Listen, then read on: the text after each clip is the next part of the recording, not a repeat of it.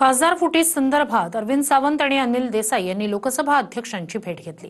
6 खासदारांनी दिलेल्या पत्राची ओम बिर्ला यांच्याकडे विचारणा करण्यात आली।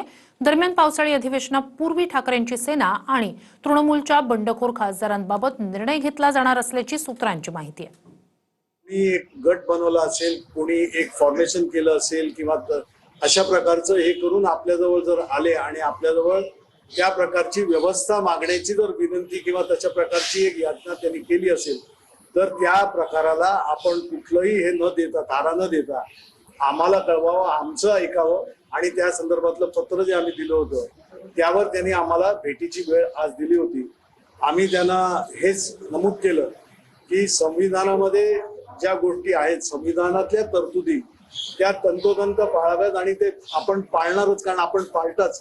त्या बाबतीमध्ये त्यांनी सांगितलं की माझ्याजवळ आलंय, तर म्हटलं ते आलंय तर ते कुठे आहे आणि काय आहे त्याच्यामध्ये लिहिलेलं हे आम्हाला कळू द्या।